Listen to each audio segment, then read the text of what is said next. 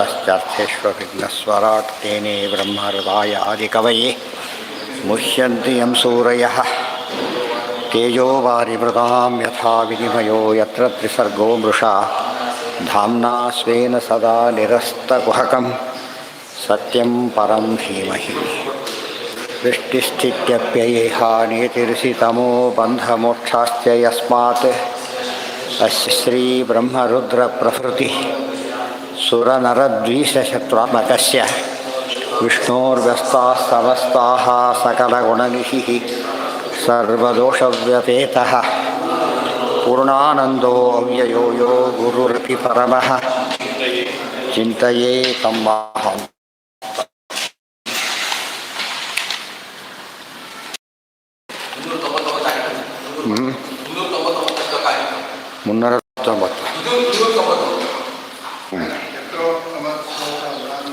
यत्रोत्तमश्लोकगुणानुवादः प्रस्तूयते रम्यकथाविघातः निष्वेव्यमाणोऽनुदिनं मुमुक्षोः मतिं सतीं गच्छति वासुदेवे यत्र उत्तमश्लोकगुणानुवादः उत्तमश्लोक भगवन्त आतನ किन्तु उत्तमश्लोकशिखामणीनां ಮನೋವಿಶುದ್ಧೈ ಚರಿತಾನುವಾದ ಉತ್ತಮ ಶ್ಲೋಕರಾದ ಪರಮಾತ್ಮನ ಗುಣಗಳ ಅನುವಾದ ಎಲ್ಲಿ ನಡೆದಿರುತ್ತದಲ್ಲ ಸಂಗೀಯತೆ ಸಮ್ಯಗೀಯತೆ ಅಭೀಷ್ಣಂ ಪುಷ್ಕಳವಾಗಿ ಅದೇನದು ಅಮಂಗಲಘ್ನ ಎಂಥ ಅಮಂಗಲ ಇದ್ದರೆ ಏನಾಗುತ್ತೆ ಅದರಿಂದ ಪರಿಹಾರವಾಗುತ್ತೆ ತಮೇವ ನಿತ್ಯಂ ಶೃಣುಯಾದ ಭೀಕ್ಷ್ಣಂ ಕೃಷ್ಣೇ ಬಲಾಂ ಭಕ್ತಿ ಭಕ್ತಿಂ ಅಭೀಪ್ಸಮಾನ ಅದರ ಪ್ರತಿಯೊಬ್ಬರೂ ಕೂಡ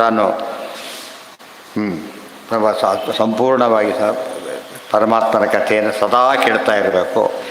ಅದು ಮಂಗಲಕ್ಕೆ ಸಾಧನ, ಬಿಟ್ಟರೆ ಅಮಂಗಲಕ್ಕೆ ಸಾಧನ. ಆದ್ದರಿಂದ ಮಾಡಬೇಕು. ಎಲ್ಲಿ ಎಲ್ಲಿದೆ ಕೃಷ್ಣೇ ಅಮಲಾಂ ತಪ್ಪ ಕೃಷ್ಣ ಸರಿಯಾಗಿದೆ. ಕೃಷ್ಣೇ ಅಮಲಾಂ ಯತ್ತ ಕೃಷ್ಣನಲ್ಲಿ ಅಮಲಾಭಕ್ತಿಶ್ಚ ತತ್ಸಾಧನಂ ಅಮಲಾಭಕ್ತಿಯನ್ನು ಮಾಡಬೇಕು. ಯತ್ರೋತ್ತಮ ಶ್ಲೋಕ ಗುಣಾನುವಾದಃ ಪ್ರಸ್ತೂಯತೆ ಗ್ರಾಮ್ಯ ಕಥಾವಿಘಾತಃ ಎಲ್ಲಿ ಪರಮಾತ್ಮನ ಕಥೆಯನ್ನು ಅನುವಾದವನ್ನು ಮತ್ತೆ ಮತ್ತೆ ಮಾಡ್ತಿರ್ತಾರೆ. ಅನುವಾದ ಅಂತ ಹೇಳಿದ ವಾದ ಅನುವಾದ ದೊಡ್ಡವರು ಹೇಳಿದ್ದನ್ನು ತಿಳಿಸೋದು, ಅದು ಕಲ್ಪನೆ ಆಗಬಾರ್ದು. ಗ್ರಾಮ್ಯ ಕಥಾವಿಘಾತ ಗ್ರಾಮ್ಯ ಕಥೆಗಳು ಅದಕ್ಕೆ ಅಡ್ಡಿಯಾಗತ್ತೆ. ಇದನ್ನು ಮಾಡ್ತಾಯಿದ್ರೆ ಗ್ರಾಮ್ಯ ಕಥೆಗಳು ಪರಿಹಾರವೂ ಆಗುತ್ತೆ. ಗ್ರಾಮ್ಯ ಕಥೆಗಳು ಅಂದ್ರೇನು? ಕೆಟ್ಟದು, ಪರಮಾತ್ಮನ ಮರೆಸ್ತಕ್ಕಂತಹ ಕಥೆಗಳು. ನಿಷೇವ್ಯಮಾಣೋ ಅನುದಿನಂ ಮುಮುಕ್ಷೋಹು ಇದನ್ನು ಅನುದಿನದಲ್ಲೂ ಮಾಡ್ತಾ ಇರಬೇಕು. ಕೊಂಡಾಡುವುದು ಪ್ರತಿದಿನವು ಅದೇ ಅನುದಿನಂ. ಮುಮುಕ್ಷೋರ್ಹೋ ಮತಿಂ ಸತೀಂ ಯಚ್ಛತಿ ವಾಸುದೇವಿ ಅದರಿಂದ ಏನಾಗುತ್ತೆ? ವಾಸುದೇವೇ ಸತೀಂ ಮತಿಂ ನಿರ್ಮಲವಾದ ಬುದ್ಧಿಯನ್ನು ಮುಮುಕ್ಷುವಿಗೆ ಅದು ಯಚ್ಛತಿ ಕೊಡುತ್ತದೆ. ಈ ರೀತಿ ಮಾಡೋದ್ರಿಂದ ಏನ ಹೌದು ಹೇಗೆ ಅಂದರೆ ಕೇಳ್ತಾ ಏನಾಗುತ್ತಾಗ ಆಸಕ್ತಿ ಹೆಚ್ಚುತ್ತಾ ಹೋಗುತ್ತೆ. ಅದೇ ಬೇಕು ಅಂತಕ್ಕಂಥ ಹಠ ಬರುತ್ತೆ. ಮೊಬೈಲೇ ಬೇಕು ಅಂತ ಸಾಯರಿಲ್ವೇನು ಆ ಥರ ಆ ಸ್ಥಿತಿಗೆ ಹೋಗಬೇಕು. ಗೊತ್ತಾಯ್ತಾ? ತದೇವ ಪುಣ್ಯ ಮೃಷಾಗಿರಸ್ತಾ ಯಸತೀರ ಸತ್ಕಥಾ ನ ಕಥ್ಯತೆ ಯತ್ ಭಗವಾನಧೋಕ್ಷಜ ತದೇವ ಸತ್ಯಂ ತದು ಹೈವ ಮಂಗಲಂ ತದೇವ ಪುಣ್ಯಂ ಭಗವದ್ಗುಣೋದಯಂ. ವೃಷಾಗಿರಃ ತಾಃ ಹಿ ಅಸತೀಃ ಅಸತ್ಕಥಾಃ ಅಸತ್ಕಥಾಃ ಸತ್ಕಥಾ ಅಂದರೆ ಬ್ರಹ್ಮವಾಯುಗಳಿಗೆ ಹರಿವಾಯುಗಳಿಗೆ ಸಂಬಂಧಪಟ್ಟರೆ ಸತ್ಕಥಾ. ಸತೀತಿ ಬ್ರಹ್ಮ ಸತೀತಿ ವಾಯು. ಅದು ಬಿಟ್ಟು ಇನ್ನೇನೇ ಹೇಳಿದರೂ ಕೂಡ ಅದು ಅಸತ್ಕಥಾ. ಅಸತೀಃ ಅಮಂಗಲಕರ. ನ ಕಥ್ಯತೆ ಯದ್ ಭಗವಾನ್ ಅಧೋಕ್ಷಜ. ಒಟ್ಟು ಡೆಫಿನೇಷನ್ ಏನು? ಎಲ್ಲಿ ಪರಮಾತ್ಮನ ಮಹಿಮೆ ಬರೋದಿಲ್ಲ ಅದಿಷ್ಟು ಕೂಡ ಏನದು ಅಸತ್ಕಥಾನೆ. ತದೇವ ಸತ್ಯಂ ತದು ಹೈವ ಮಂಗಲಂ. ಸತ್ಯ ಅಂದರೂ ಅದೇ, ಮಂಗಲ ಅಂದರೂ ಅದೇ. ತದೇವ ಪುಣ್ಯಂ ಪುಣ್ಯ ಅಂದರೂ ಅದೇನೆ. ಭಗವದ್ಗುಣೋದಯ ಪರಮಾತ್ಮನ ಗುಣಗಳ ಉದಯ ಯಾವಾಗಲೂ ಇದೆ, ನಮ್ಮಲ್ಲಿ ಆಗಬೇಕು. ಸೂರ್ಯ ಯಾವಾಗಲೂ ಇರುತ್ತೆ, ನಮ್ಮಲ್ಲಿ ಆದ ಬೆಳಗಾಯಿತು ಅಂತ ಹೇಳ್ತೇವಲ್ಲ ಹಾಗೆ. ತದೇವ ಪುಣ್ಯಂ ರುಚಿರಂ ನವಂ ತದೇವ ಶಶ್ವನ್ ಮನಸೋ ಮಹೋತ್ಸವಂ ತದೇವ ಶೋಕಾರ್ಣವ ಶೋಷಣಂ ನೃಣಾಂ ಯತ್ರೋತ್ತಮ ಶ್ಲೋಕ ಯಶೋನು ಗೀಯತೆ. ತದೇವ ಪುಣ್ಯಂ ರುಚಿರಂ ನವಂ ನವಂ ಹೊಸದಾಗಿ ಕಾಣ್ತಾ ಇರ್ತದೆ ಪ್ರತಿನಿತ್ಯ ಕೂಡ. ತದೇವ ಶಶ್ವತ್ ಮನಸಃ ಮಹೋತ್ಸವ, ಅದೇ ಮನಸ್ಸಿಗೆ ಮಹಾ ಉತ್ಸವ ಮಾಡ್ತಾ ಓಡ್ತಕ್ಕಂಥದ್ದು ಅದೇನೆ. ಅದೇ ಸೃಜನೋಧರಿ ಸಮೃದ್ಧಿ ಪೂರ್ಣಚಂದ್ರ ಗುಣಾರ್ಣವ, ಸಜ್ಜನರ ಮನಸ್ಸನ್ನು ಮುಕ್ಕಿಸ್ತಕ್ಕಂಥದ್ದು ಭಗವಂತನ ಕಥೆ ಹೊರತು ಬೇರೆ ಅಲ್ಲ. ತದೇವ ಶೋಕಾರ್ಣವ ಶೋಷಣಂ ಋಣ, ಶೋಕದ ಸಮುದ್ರ, ಶೋಕ ಅರ್ಣವ, ಗುಣಾರ್ಣವ ಪರಮಾತ್ಮ, ಇದು ಶೋಕಾರ್ಣವ. ಅದನ್ನು ಶೋಷಣ ಡ್ರೈ ಅಪ್ ಮಾಡೋ ಸಿಕ್ತಿರೋದು ಯಾವುದಕ್ಕೆ? ಪರಮಾತ್ಮನ ಕಥೆಗೆ. ಋಣಾಂ ಶೋಕಾರ್ಣವ ಶೋಷಣಂ ಋಣಾಂ ತದೇವ, ಬೇರೆ ಯಾವುದೂ ಇಲ್ಲ. ಯತ್ರೋತ್ತಮ ಶ್ಲೋಕ ಯಶೋನುಗೀಯತೆ, ಇವಿಷ್ಟು ಕೂಡ ಸೇರಿಸ್ಕೋಬೇಕಿದ್ರೆ ಉತ್ತಮ ಶ್ಲೋಕ ಗುಣಾನುವಾದ ಏನೇನಾಗುತ್ತೆ ಅಂತ ಹೇಳಿದ್ರೆ ಇವಿಷ್ಟು ಕೂಡ ಇದನ್ನು ಆಚರಿಸಿ ಹೇಳಿದ ಮಾತು. ಯಶ್ಯಾಂ ನಮೇ ಪಾವನಮಂಗ ಕರ್ಮ ಸ್ಥಿತ್ಯುದ್ಧವತ್ರಾಣ ನಿರೋಧಮಸ್ಯ ಲೀಲಾವತಾರೇ ಹಿತ ಕರ್ಮವಾ ಸ್ಯಾತ್ ವಂದ್ಯಾಂ ಗಿರಂ ತಾಂ ವಿಭ್ರೂಯಾನ್ನಧೀರಃ. ಯಶ್ಯಾಂ ನಮೇ ಪಾವನಂ ಅಂಗ ಕರ್ಮ, ಅಂಗ ಪ್ರೀತಿ ಅಂತ ಹೇಳಿ ಬುದ್ಧವರು ಕೃಷ್ಣ ಹೇಳೋ ಮಾತಿದ್ವು ಅಂತ. ಯಶ್ಯಾಂ ನಮೇ ಪಾವನಂ ಕರ್ಮ, ನನ್ನ ಮಹಿಮೆ ಎಲ್ಲಿ ಹೇಳಲ್ಪಡೋದಿಲ್ಲ. ಏನು ಮಹಿಮೆ? ಪ್ರೀತಿ ಉದ್ಭವ ತ್ರಾಣ ನಿರೋಧಮಸ್ಯ, ಪರಮಾತ್ಮನಿಂದಲೇ ಅವನೇ ಜಗಜ್ಜನ್ಮಾದಿ ಕಾರಣ ಅನ್ನೋ ವಿಷಯ ಇಲ್ಲಿ ಬಂದಿಲ್ಲ. ಲೀಲಾವತಾರೇ ಹಿತ ಕರ್ಮ, ಲೀಲಾವತಾರಗಳಿಂದ ಮಾಡಲ್ಪಟ್ಟಂತಹ ಕರ್ಮಗಳೇನೇನಿದೆ ಕಂಸವಧೆ ಇತ್ಯಾದಿಗಳು ಅಲ್ಲಿ ಹೇಳೋದಿಲ್ಲ. ಅದು ವಂದ್ಯಾಂ ಗಿರಂ, ಅದು ವಂದ್ಯಾಂ ಗಿರಂ, ವ್ಯರ್ಥವಾದ ಮಾತದು. ಟೆಕ್ಸ್ಟ್ ಓದದೆ ಹೋದರೆ ಫೇಲ್ ಆಗ್ತಾರೆ, ವ್ಯರ್ಥವಾದ ಮಾತದು. ನ ತಾಂ ನ ವಿಭ್ರೂಯಾನ್ನ ಧೀರಃ ಅಂತ ಮಾತನ್ನು ಎಂದೂ ಕೂಡ ಜ್ಞಾನಿಯಾದವನು ತರಿಸ್ಲಕ್ಕೆ ಹೋಗಲೇಬಾರ್ದು, ಅದನ್ನು ಡಿಸ್ಕಾರ್ಡ್ ಮಾಡಬೇಕೆ ಹೊರತು ವೆಲ್ಕಮ್ ಮಾಡಬಾರ್ದು. ಗಾಂ ದುಗ್ಧ ಬೋಹಾ ವಸತಿಂಚ ಭಾರ್ಯಾಂ ದೇಹಂ ಪರಾಧೀನಮಸತ್ಪ್ರಜಾಂಚ ವಿತ್ತಂತ್ವತೀ ಕೃತಮಂಗ ವಾಚಂ ಹೀನಾಂ ಮಯಾ ರಕ್ಷತಿ ದುಃಖ ದುಃಖೀ. ಹೆಚ್ಚಿದ್ರೆ ಏನಾಗುತ್ತೆ ಅಂದರೆ ದುಃಖ ಹೆಚ್ಚಾಗುತ್ತೆ ಅಷ್ಟೆ, ಮೊದಲೇ ದುಃಖಿ ಇನ್ನೂ ಹೆಚ್ಚು ರೋಗ ಉಲ್ಮಡಿಸ್ಬಿಡುತ್ತೆ ಅಂತ ಹೇಳ್ತಾರಲ್ಲ, ಹಾಗಾಗತ್ತೆ. ಗಾಂ ದುಗ್ಧ ದೋಹಾಂ, ವಂದ್ಯ ಅಂದ್ರೇನು? ಬಂಜೆ. ಬಂಜೆ ಅಂದ್ರೇನು? ವೇಸ್ಟು. ಮಾತಿಗೇನಿರಬೇಕೀಗ? ಟೆಕ್ಸ್ಟ್ ಬುಕ್ ಅಂತ ಕ್ವಶನ್ ಬಂತು, ಬರೋದ ಪಾಸ್ ಆಗಿಬಿಟ್ಟ. ಇವನು ಕಥೆ ಪುಸ್ತಕ ಓದೋ ಬರಲೂ ಇಲ್ಲ, ವೇಸ್ಟ್, ಟೋಟಲಿ ವೇಸ್ಟ್. ಆದ್ದರಿಂದ ವೇಸ್ಟ್, ವ್ಯರ್ಥ ಅಂತ ಅರ್ಥ. ವಂದ್ಯ ಅಂದ್ರೇನು? ಬಂಜೆ ಅಂತ ಅರ್ಥ. ಬಂಜೆ ಅಂದ್ರೇನು? ಹೆರದೇ ಇರೋಳು ಅಂತ ಅರ್ಥ. ಇದು ಫಲ ಕೊಡದೇ ಇರೋದು ಅಂತ ಅರ್ಥ. ಫಲ ಕೊಡದೇ ಇರೋ ಮಾತನ್ನು ಏನಂತ ಕರೀತಾರೆ? ವಂದ್ಯ. ಯಾವ ದಿವಸ ದೇವರು ಪ್ರಸರಣೆ ಆಗೋದು ಆ ದಿವಸ ವಂದ್ಯ ದಿನ, ವಂದ್ಯ ರಾತ್ರಿ, ವಂದ್ಯ ಕ್ಷಣ. ಆದ್ದರಿಂದ ವಂದ್ಯ ಶಬ್ದಕ್ಕೆ ಅರ್ಥ ಇದೆ. ಶಶಿಲಿ ಯಾವಾಗಲೂ ಅಂತ ಅರ್ಥ. ಶಶ್ವತ್ ಅಂದರೆ ಯಾವಾಗಲೂ. ಅದಕ್ಕೆ ಶಶ್ವನ್ ಮನಸ್ಸೋ ಮಹೋದಯಂ, ಯಾವಾಗಲೂ ಕೂಡ ಮನಸ್ಸಿಗೆ ಮಹಾ ಉಂಟು ಮಾಡುತ್ತೆ. ಅಂದರೆ ಎಂದು ಫೇಲೇ ಆಗೋದಿಲ್ಲ, ಗ್ಯಾರಂಟಿ, ಅಶ್ಯೂರ್ಡ್. ಆಗಬಹುದು ಅಲ್ಲ, ಹಾಗೇ ಆಗುತ್ತೆ ಅಂತ ಅರ್ಥ. ದುಗ್ಧದೋಹಾಂ ಗಾಂ, ಹಸು, ಹಾಲು ಕೊಡದಂಥ ಹಸು. ಹಸತೀಂಚ ಭಾರ್ಯ, ಕೆಟ್ಟ ಹೆಂಡತಿ. ದೇಹಂ ಪರಾಧೀನಂ, ಪರಾಧೀನವಾದ ದೇಹ. ಅಸತ್ಪ್ರಜಾಂತೆ, ಕೆಟ್ಟ ಮಕ್ಕಳು. ವಿತ್ತಂತು ಅತೀರ್ಥೀಕೃತಂ, ಸತ್ಕಾರ್ಯಕ್ಕೆ ವಿನಿಯೋಗವಾಗದೇ ಇರತಕ್ಕಂಥ ಸಂಪತ್ತು. ಇವೆಲ್ಲ ಇದ್ದರೆ ಏನಾಗುತ್ತೆ ಅಂದರೆ ಮಲ್ಲಿಗಿಂತ ಹೆಚ್ಚು ದುಃಖ ಆಗುತ್ತೆ ಅಂತ ಹೇಳ್ತಾರೆ. ಅದು ವಿನಿಯೋಗ ಆಗಿಬಿಟ್ಟರೆ ಸರಿ. ಅಡುಗೆ ಮಾಡಿದರಿಗೆ ಹಾಗೆ ಇಟ್ಕೊಂಡ್ರೆ ಏನು ಉಪಯೋಗ? ಯಾವಾಗ ಖುಷಿ ಆಗುತ್ತೆ ಅದರಿಂದ? ಯಾರಿಗೋಸ್ಕರ ಮಾಡಿರ್ತೇವೆ ಅವ್ರು ಬರಬೇಕು, ಇಲ್ಲ ಯಾರು ತಿನ್ನಬೇಕು ಕೊನೆ ಪಕ್ಷ. ಯಾವುದೂ ಇಲ್ಲ ಮಕ್ಕಳು ಚೆಲ್ಲೋದಾದರೆ ಎಷ್ಟು ವೇಸ್ಟ್ ಅಲ್ಲ. ಆದ್ದರಿಂದ ಅಂಥ ಕೆಲಸ ಆಗಬಾರ್ದು. ಇವೆಲ್ಲ ಅನೇಕ ದೃಷ್ಟಾಂತಗಳನ್ನು ಕೊಟ್ಟು ಹೇಳ್ತಾ ಇದ್ದಾರೆ. ವ್ಯರ್ಥ ಐತೆ, ಇದಕ್ಕೆ ಕೂಡ ಹಾಗೆ ವಂದ್ಯ. ಇವಿಷ್ಟು ವ್ಯರ್ಥ ಕೆಲಸಗಳೇ. ಅದಕ್ಕೆ ಪರಾಧೀನ ದೇಹ ಎರಡು ಅರ್ಥ. ಇವತ್ತು ಪ್ಯಾರಾಲಿಸಿಸ್ ಎಲ್ಲ ಆಗಿರುತ್ತೆ, ಟೋಟಲಿ ಡಿಪೆಂಡೆಂಟ್. ಅವರೇ ಅಂತಾರೆ ಎಲ್ಲರಿಗೂ ಭಾರ, ಏನು ಉಪಯೋಗ ಇಲ್ಲ. ಮತ್ತು ಇವರು ಅಂತಾರೆ, ಅವರು ಇವ್ರು ಬಾಯಿ ಬಿಟ್ಟು ಹೇಳೋದಿಲ್ಲ, ಬಾಯಿ ಬಿಟ್ಟು ಹೇಳ್ತಾರೋ. ಇವ್ರಿಗೆ ನೋವಾಗುತ್ತೆ ಅಂತ ಹೇಳೋದಿಲ್ಲ ಅವರು. ಇವ್ರಿಗೆ ಖುಷಿಯಾಗಿ ಸ್ವಲ್ಪ ಸಮಾಧಾನ ಆಗಲಿ ಅಂತ ಹೇಳ್ತಾರೆ. ಇವತ್ತು ಪರಾಧೀನ ಇನ್ನೊಂದು ಅರ್ಥ. ಪರಾಧೀನ ಅಂದರೆ ಇವತ್ತಿನ ಲೈಫ್ ಹೇಗಿದೆ? ಪರಾಧೀನ. ಹೋಗಲೇಬೇಕು, ಮಾಡಲೇಬೇಕು, ಬಿಡಾಗಿಲ್ಲ, ನಿದ್ದೆ ಬಂದು ತೋರಿಸ್ಕೊತ ಕೆಲಸ ಮಾಡಬೇಕು ಅವರು. ಪರಾಧೀನ ಗುಲಾಮನ ದೇಹ ಇದ್ದ ಹಾಗೆ. ಅವನಿಗೇನಿಲ್ಲ, ಸ್ವಾತಂತ್ರ್ಯ ಇಲ್ಲ. ಅಂದರೆ ದುಡ್ಡಿಗೆ ತನ್ನ ಸೋಲ್ಡ್ ಔಟ್. ಈ ಕ್ರಿಕೆಟ್ ಪ್ಲೇಯರ್ ಸೋಲ್ಡ್ ಔಟ್ ಆಗಿಬಿಡ್ತಾರೆ, ಆ ಥರ ಸೋಲ್ಡ್ ಔಟ್, ಯಾವುದೋ ಕಮ್ಮಿ ಸೋಲ್ಡ್ ಔಟ್ ಆಗಿಬಿಡ್ತಾರೆ. ಅದು ಕೆಲಸ ಮಾಡೋದಲ್ಲ ತಪ್ಪಲ್ಲ, ಅದು ಟೋಟಲಿ ಅದಕ್ಕೆ ಆಗಿಬಿಟ್ರೆ ಬೇರೆ ಕೆಲಸನೇ ಇಲ್ಲಲ್ಲ ಅವ್ರಿಗೆ. ಬೇಕಾಷ್ಟು ಕೊಡ್ತಾರೆ. ಮತ್ತು ಬಡಿಸೋ ಎಲ್ಲ ಎದ್ದೇಳಿ ತಕ್ಷಣ ಎದ್ದೋಳಿ ಅಂದ್ಬಿಟ್ರೆ ವೇಸ್ಟ್ ಆಗೋದಿಲ್ಲ. ಸೌಲಭ್ಯ ಬೇಕಾಷ್ಟು ಕೊಡ್ತಾರೆ, ಉಪಯೋಗಿಸೋ ಟೈಮ್ ಇಲ್ಲ ಅದಕ್ಕೆ. ಪರರಿಗೆ ಅಧೀನವಾದ ದೇಹ, ಅದೇ ಪರಾಧೀನ. ಯಾವ ರೀತಿ ಬೇಕಾದ್ರೆ ದೊಡ್ಡ ಹೆವಿಲಿ ಪೇಯ್ಡ್ ಗುಲಾಮ ಅಷ್ಟೇ. ಭಾರಿ ದುಡ್ಡು ಬರುತ್ತೆ, ಸಿಕ್ಕಾಬಟ್ಟಿ ದುಡ್ಡು, ಕಾಸ್ಟ್ಲಿ ಸರ್ವೆಂಟ್ ಅಷ್ಟೇ ಹೊರತು ಏನು ಸ್ವಾತಂತ್ರ್ಯ ಇಲ್ಲ. ಇವತ್ತು ನಾನು ಬರೋದಿಲ್ಲ, ಹಾಗೆ ಹೇಳಕ್ಕೆ ಬರೋದಿಲ್ಲ. ವಿತ್ತಂತು ಅತೀರ್ತಿ ಅದು ಅರ್ಥ ಮಾಡ್ಕೋಬೇಕಾದ್ರೆ ವಾಚಂ ಹೀನಾಮಯ ರಕ್ಷತಿ ದುಃಖ ದುಃಖಿ ಅವನು ಮೊದಲೇ ದುಃಖಿ ದುಃಖಕ್ಕಿಂತ ಅತಿ ಹೆಚ್ಚು ದುಃಖ ಅನುಭವಿಸ್ತಾನೆ. ಅದಕ್ಕೆ ಹಾಲು ಕೊಡೋದು ಹಸು ಅಂತ ಬಂದಾಗ ಹಚ್ತಾರೆ ತಾತ್ಪರ್ಯ ಬರೀತಾರೆ. ಹಾಲು ಕೊಡೋದು ಹಸುವನ್ನು ಸಾಕಲೇಬೇಕು ನಾವು. ಅದು ಯಾರಿಗೆ ಹೇಳಿದ್ದು ಅಂದರೆ ಹಾಲಿಗೋಸ್ಕರ ಸಾಕ್ತೀವಿ. ಒಂದು 99% ಜನ ಅದಕ್ಕೆ ಸಾಕ್ತಿರೋದು. ಕೊಡೋದಿಲ್ಲ ಅಂತ ತಕ್ಷಣ ಕಸ ಹಾಕಿ ಹೋಗಿಬಿಡುತ್ತೆ. ಹೇಳಿದರೆ ನೀವು ಸಾಕ್ತೀರ ಅಂತ ಜೊಮ್ಮೆಲೆ ಬರ್ತಾರೆ ಹೇಳಿಬಿಟ್ರೆ ನಾವು ಸಾಕೋದಲ್ಲ. ಅದಕ್ಕೆ ವ್ಯವಸ್ಥೆ ಮಾಡಬೇಕೆ ಹೊರತು ಒಳ್ಳೆ ಮಾತು ಹೇಳಿದ್ರೆ ನೀವೇ ಮಾಡಿ ಅಂದರೆ ಇರುತ್ತೆ. ಅದಕ್ಕೆ ನೀನು ಮಾಡು ನಾವು ಮಾಡ್ತೇವೆ ಇಲ್ಲ ಅಂತಲ್ಲ, ನೀನು ಮಾಡಬೇಕಲ್ಲ.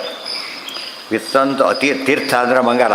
ತೀರ್ಥೀಕೃತ ಅಂದರೆ ಏನು? ತೀರ್ಥ ಮಾಡ್ಕೋದು. ತೀರ್ಥ ಅಂದರೆ ಶಾಸ್ತ್ರ ಅಂದರೆ ವಿನಿಯೋಗ ಮಾಡ್ಕೋಬೇಕು ಅಂತ ನಾಲೆಡ್ಜಿಗೆ. ಟೆಕ್ಸ್ಟ್ ಬುಕ್ ತೊಗೋತಾನೆ, ಯಾವುದಕ್ಕೆ ಉಪಯೋಗ ಆಯಿತು? ತೀರ್ಥೀಕೃತ. ಗೊತ್ತಾಯ್ತಾ? ಯಾವುದೋ ಕತೆ ಪುಸ್ತಕ ತೊಗೋತಾರೆ ಅತೀರ್ಥೀಕೃತ. ಅದಕ್ಕೆ ವಿತ್ತಂತು ಅತೀರ್ಥೀಕೃತ ಮಂಗ ವಾಚಂ ಹೀನಾಮಯ ರಕ್ಷತಿ. ಇವೆಲ್ಲ ನಿತ್ಯ ನಡೀತಿರೋ ಕೆಲಸಗಳು. ಗೊತ್ತಾಯ್ತಾ? ನಮ್ಮ ಪರಾಧೀನ ದೇಹ ಎಂಬುದು ಎಲ್ಲ ಸರಿ ಇದ್ದು ಪರಾಧೀನ, ಅದು ಸರಿ ಇಲ್ಲದೆ ಪರಾಧೀನ. ಏನು ಎಲ್ಲ ಒಂದೇ, ಏನು ಪ್ರಯೋಜನ ಇಲ್ಲ ಅದರಿಂದ. ಏನೇ ಅದೇ ಹೇಳ್ತೀವಿ, ಪ್ಯಾರಾಲಿಸಿಸ್ ಅಂತ ಹೇಳಲಿಲ್ಲ. ಡಿಪೆಂಡೆನ್ಸ್ ಅದು ಏನು ಎದ್ರು ಕೂಡಾಗಿಲ್ಲ ತಿರುಗಾಗಿಲ್ಲ, ತಿರುಗ್ಸಕ್ಕೊಬ್ಬ ಬರಬೇಕು, ಕೂಡ್ಸ್ಲಕ್ಕೊಬ್ಬ ಬರಬೇಕು. ಎಷ್ಟು ಬಾಯಾಗಿ ಇಡಬೇಕು ಆ ಸ್ಥಿತಿ ಬರ್ತದೆ ಕೊನೆಗೆ.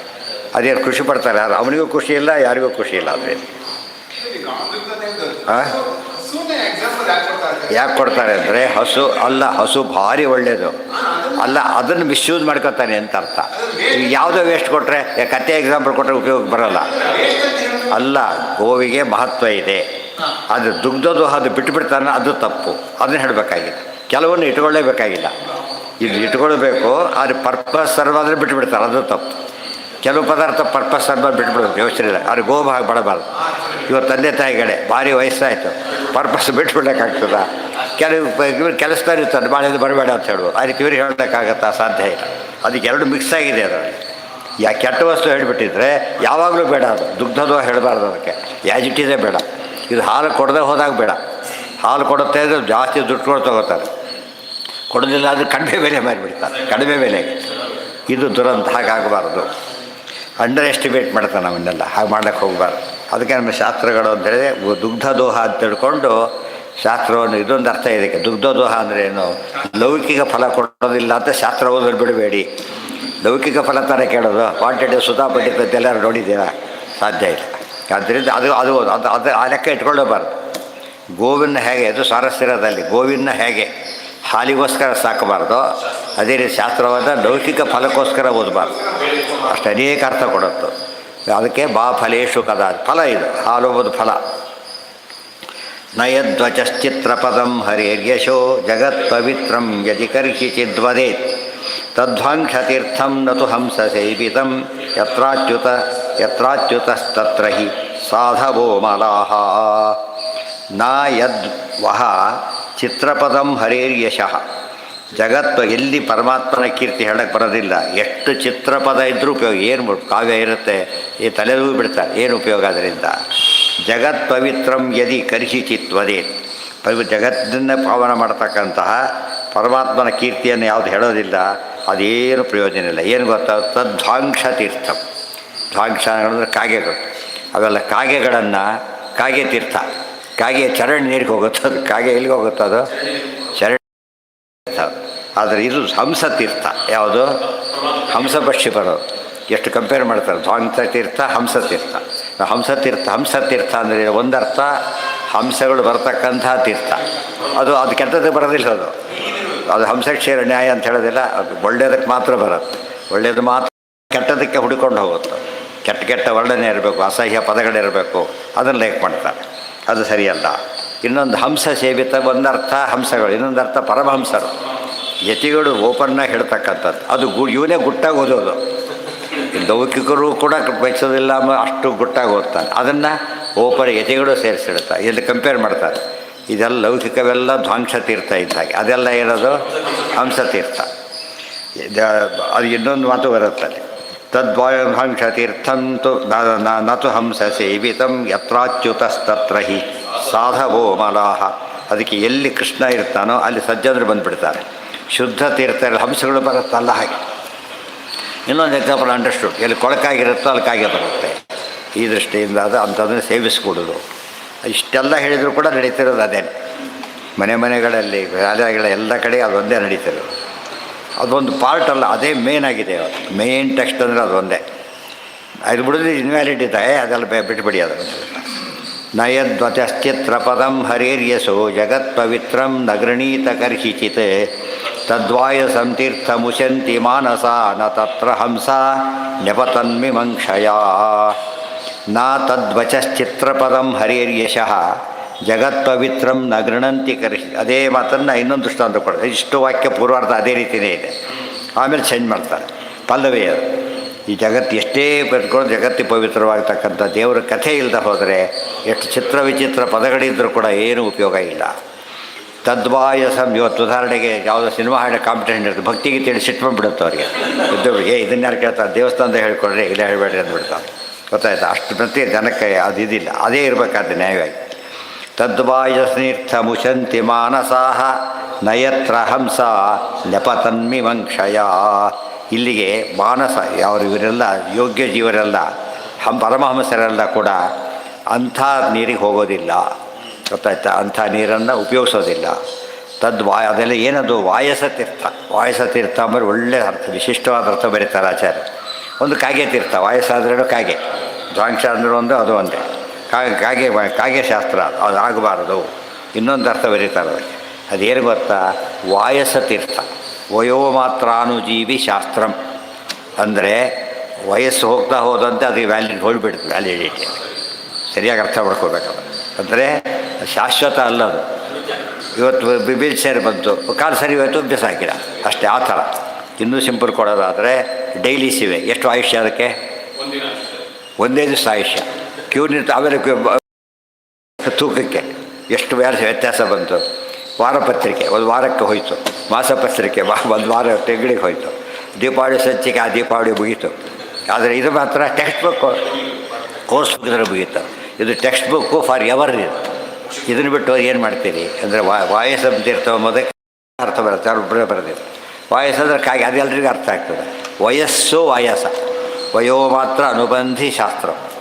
ವಯಸ್ಸಿತ್ತು ಆಮೇಲೆ ತೊಗೊಂಡು ಏನು ಮಾಡೋಂಗಿಲ್ಲ, ಯೂಸ್ಲೆಸ್ ಅಂತೀವಲ್ಲ, ಹಾಗೆ ಬಿಸಾಕಿಬಿಡ್ತಾರೆ. ಅದಕ್ಕೇನು ತೂಕದ ಒಂದೇ ದಿವಸ ಆಯುಷ್ಯ ಅದಕ್ಕೆ.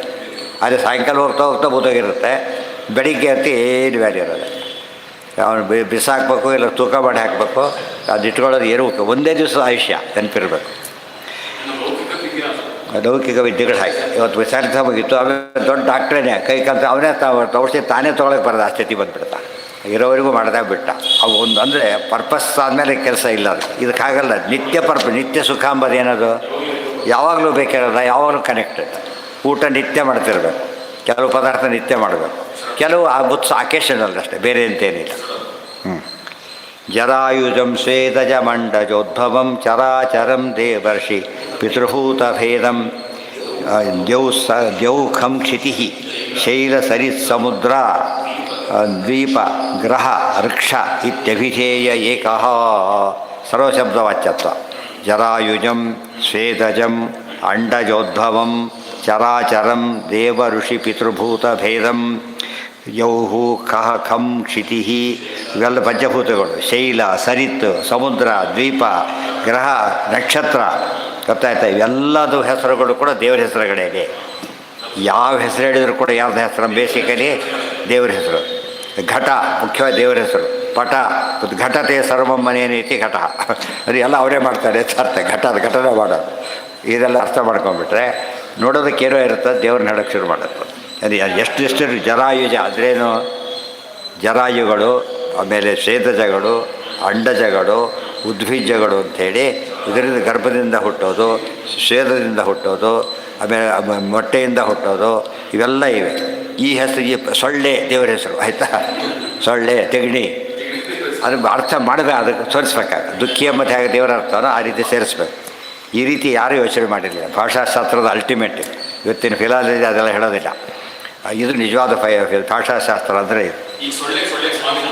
ಹಾಂ, ಎರಡು ಹೇಳಿದ್ದೀವಿ. ಅಯ್ಯೋ ಬಿಡಿಸ್ಲಿಕ್ಕೆ ಹೋಗ್ಬೇಕು, ಕನ್ನಡದಲ್ಲಿ ಬಿಡಿಸ್ಬೇಕು, ಸಂಸ್ಕೃತದಲ್ಲಿ ಬಿಡಿಸ್ಬೇಕು. ಅದನ್ನು ಗೊತ್ತಾಯ್ತಾ?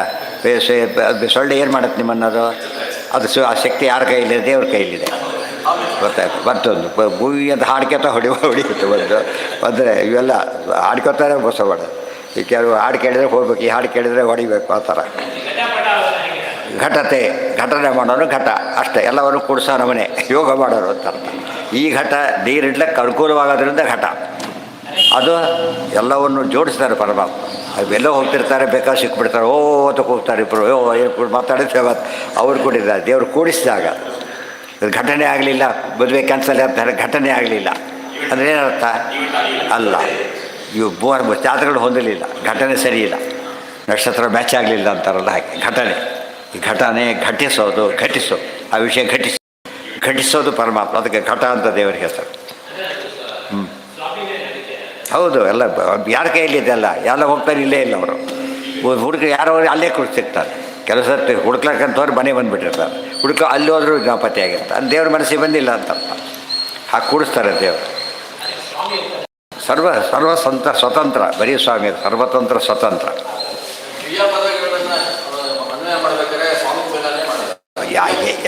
ಯಾವ ಕ್ರಿಯೆ ನೋಡ್ಬೇಕು ಅದಕ್ಕೆ, ಎಲ್ಲ ಕ್ರಿಯೆಗಳು ಹಾಗಲ್ಲ. ಕೆಲವು ಮಾಡೋದೇ ಭೋಜನ ಮಾಡಿಸೋದು ತಾನೇ ಮಾಡೋದು ಕೂಡ ಹೌದು. ಅದಕ್ಕೆ ಎರಡಿದೆ, ಇದು ಮಾಡಿಸೋದಕ್ಕೂ ಅಂತಾರೆ, ಮಾಡೋದಕ್ಕೂ ಅಂತಾರೆ. ಕೆಲವು ಸ್ವಾಮಿಯಾಗಿದ್ದಾನೆ, ಕೆಲವಕ್ಕೆ ಎರಡೂ ಆಗಿದ್ದಾನೆ ಪರಮಾತ್ಮ. ಜರಾಯುಜಂ ಶೋಧೋದ್ಭವಂ ಚರಾಚರ ಚರ ಅಚರ ಎನಿ ನೇಮ್ ಇದೆಲ್ಲ ಇಡೀ ಸಮನ್ವಯಾಧ್ಯಾಯ. ಗೊತ್ತಾಯ್ತಾ? ಸಮನ್ವಯದ ಪೂರ್ತಿ ಇದರಲ್ಲಿ ಬಂದಂತೆ ಲೆಕ್ಕ.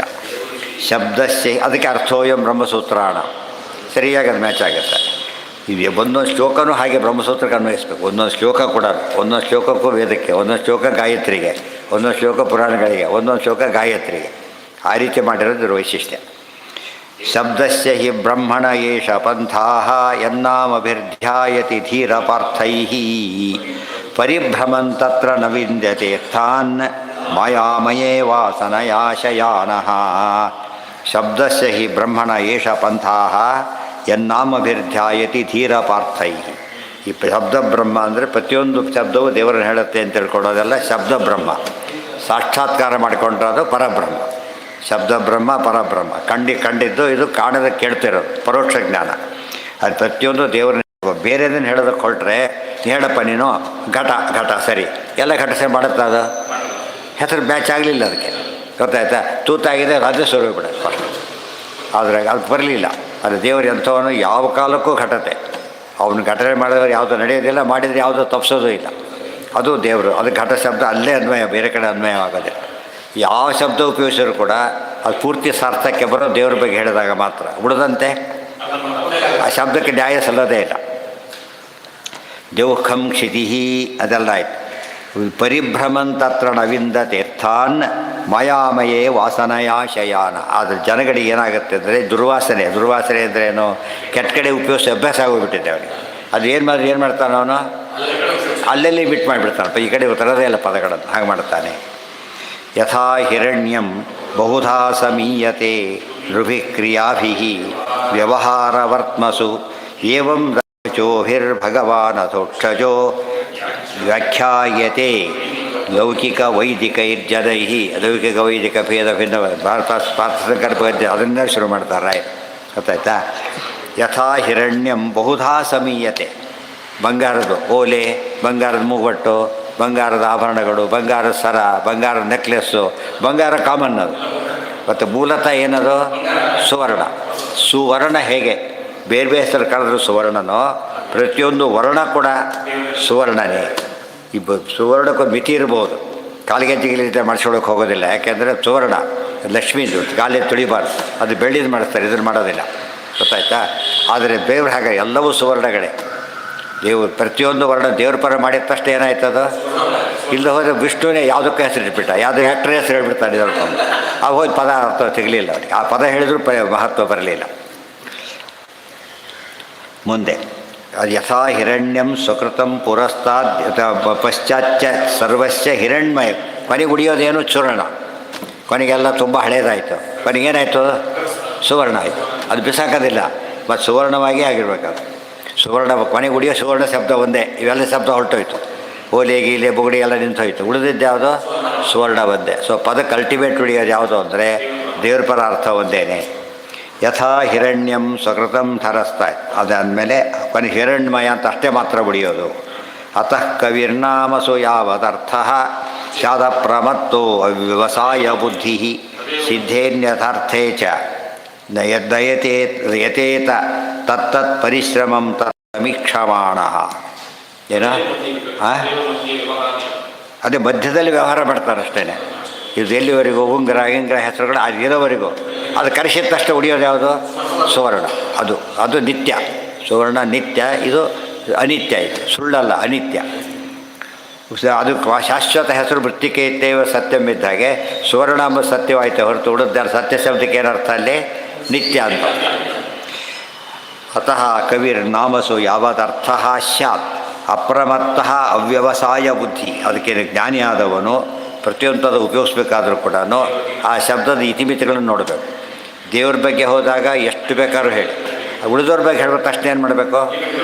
ಲಿಮಿಟ್ ಮಾಡಬೇಕು. ನದಿ ಹೋಗ್ತಾ ಯಾರೋ ಬಿಟ್ಟುಬಿಡ್ತಾರೆ, ಬಯಲಿಗೆ ಆಯ್ತು ಅನ್ನೋದಿಲ್ಲ ನಾವು. ಯಾಕೆ? ಹೊರ್ಕೊಂಡು ಹೋಗ್ತಾ ಇರುತ್ತೋ ಅದು ಯಾರು ತೊಟ್ಟಿ ಬಿಡ್ತದೋ ಎಲ್ಲ ನೀರು ಖಾಲಿ ಮಾಡಬೇಕಾದ್ರೆ ನೋಡಿ. ಪದಕ್ಕಿದೆ ಅಲ್ಲಿ ದೋಷ ಬರಲಿಲ್ಲ. ಆ ಪದ ಯಾರೇ ಉಪಯೋಗಿಸಲಿ ನಾವು ಅದು ಪಾವಿತ್ರ್ಯ ಹೋಗೋದಿಲ್ಲ. ಮುಖ್ಯ ದೇವ್ರನ್ನ ಹೇಳ್ತಾನೆ ಇರುತ್ತೆ, ಅವನಿಗೆ ಪುಣ್ಯ ಬರಲಿಲ್ಲವೇ ಹೊರತು ಅದಕ್ಕೆ ದೋಷ ಇಲ್ಲ. ಇದು ಹಾಗಲ್ಲ, ಬೇರೆ ಹೇಳೋ ಶಬ್ದಗಳು ಮೈಲಿಗೆ ಆಗಿಬಿಡತ್ತೆ. ಈ ಶಬ್ದ ಹೇಳೋಕ್ಕೆ ಬರೋದಿಲ್ಲ. ಸಿನಿಮಾ ಹೇಳ್ಕೊಂಡು ದೇವ್ರ ಪೂಜೆ ಮಾಡ್ಬೋದಾ ಅಂತ ಪ್ರಶ್ನೆ ಆಗ ಸರ್ವಶಬ್ದ ವಾಚ್ಯತ್ವ ಬಂತಲ್ಲ ಅಂತ ಕೇಳಿದರೆ, ಬಟ್ ಅರ್ಥ ಉಳ್ಕೊಂಡಿಲ್ಲ. ಅದಕ್ಕೆ ಅರ್ಥ ಇಟ್ಟರು ಅವನೇ ಇಲ್ಲ. ಅದಕ್ಕೆ ವಿವಕ್ಷ ಅಂತ ಕರೀತಾರೆ. ಇವತ್ತು ಕವಿಗಳಿಗೆ ನಾವು ಭಾರಿ ಅರ್ಥ ಮಾಡೋಕ್ಕೆ ಹೋಗ್ತೇನೆ ಅಂತ ತಿಳ್ಕೊಬೋಣ. ಯಾರಿಗೂ ಆ ಕವಿನ ಆಶ್ಚರ್ಯಪಡ್ತಾ ಇದ್ದ, ನನ್ನ ಮನಸ್ಸಲ್ಲಿ ಇದ್ದಿಲ್ಲ ಅಂತ ಹೇಳ್ಬಿಡ್ತಾರೆ. ಇವತ್ತು ವೇದವ್ಯಾಸರು ವಾಕ್ಯ ಬರೀ ಎಷ್ಟು ಬಾರಿ ಇನ್ನೂ ಪೂರ್ತಿ ಹೇಳಿಲ್ಲ, ಇನ್ನೂ ಇದೆ ಅಂತ ಹೇಳ್ತಾರೆ. ಇನ್ನೂ ಭಾರಿ ಇದೆ. ಅರ್ಥ ಆಯ್ತಾ? ಒಂದೇ ಎರಡು ಕೊಡ್ತಾರೆ, ಚೆಕ್ಕೊಂಡು ಕೊಡ್ತಾರೆ. ಒಂದು 10 ರೂಪಾಯಿ ಬರೆದರೆ 1,00,000 ಬರೆದಿದ್ದಾರೆ. ಅದಕ್ಕೆ ಹುಡುಕ್ತಾನೆ ಕೊಡಬೇಕಾಗಿದೆ. ಅದು ಹೆವಿ ಅಮೌಂಟು.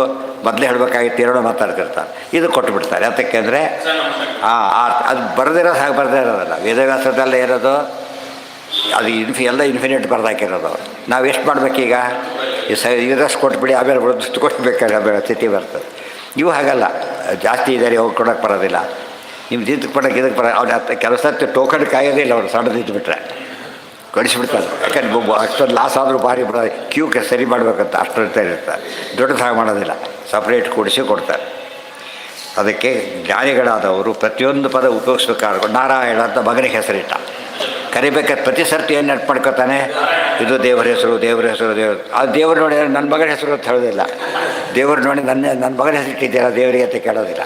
ದೇವರು ತನ್ನ ಮಗನಿಗೆ ಇಟ್ಟಿದ್ದಾರೆ. ಇವನು ಇರೋನು ಹೋಗೋನು, ಅವನು ನಿತ್ಯ. ಈ ಅನುಸಂಧಾನ ಬರಬೇಕು ಅವನಿಗೆ.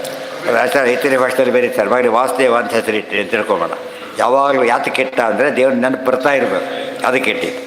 ಆ ಹೆಸರೇ ಮಾಡ್ತಿರ್ಬೇಕು. ಯಾರೋ ಪ್ಲೇಯರ್ ಹೆಸರು, ಆ್ಯಕ್ಟರ್ ಹೆಸರು ಆಗಿಬಿಟ್ರೆ ಭಾರಿ ಕಷ್ಟ ಆಗುತ್ತೆ. ಇವನಿಗೆ ಗೊತ್ತಿಲ್ಲ, ಅದು ಶಾಸ್ತ್ರಜ್ಞನಿಗೆ ಗೊತ್ತಿದೆ, ಬೇರೆಯವ್ರಿಗೆ ಗೊತ್ತಿರೋದಿಲ್ಲ. ಅದೇ ಹೇಳಿದ್ದೀಗ ವರ್ಣ ಲೌಕಿಕ ವೈದಿಕ ಅಂತ ಹೇಳಿಬಿಟ್ರೆ ಎಲ್ಲ ಸೇರ್ಕೊಂಡೋಯ್ತು. ಕೆಲವರು ಹೇಳ್ತಾರೆ, ಒಂದು ತಪ್ಪು ಹೇಳ್ತಾರೆ, ಲೌಕಿಕ ಪದಗಳನ್ನ ಅನ್ವಯ ಮಾಡಬಾರ್ದು, ಶಾಸ್ತ್ರ ಪದ ಮಾತ್ರ ಮಾಡಬೇಕು, ಸಂಸ್ಕೃತದ ಮಾತ್ರ ಮಾಡಬೇಕು, ಕನ್ನಡದ ಮಾಡಬಾರ್ದು. ಹೀಗೆಲ್ಲ ತಪ್ಪದು. ಎಲ್ಲ ಭಾಷೆಗಳು ಬಂದಿರೋದು ಈ ವರ್ಣಗಳಿಂದಲೇ. ವರ್ಣ ಕೊಡದಾಗ ತಕ್ಷಣ ಎಲ್ಲಿಗೆ ಹೋಗಿಬಿಡುತ್ತದು? ಎಲ್ಲವೂ ವರ್ಣ, ಎಲ್ಲವೂ ಸುವರ್ಣ. ಆದ್ದರಿಂದ ಎಲ್ಲದಕ್ಕೂ ಅರ್ಥನೇ. ಅದಕ್ಕೆ ಲೌಕಿಕ ವೈದಿಕ ಅಂತ ಸೇರಿಸಿದ್ದು. ಲೌಕಿಕ ಸೇರಿಸಬಾರ್ದು ಅಂತ ಹೇಳ್ತಾರೆ, ತಪ್ಪದು.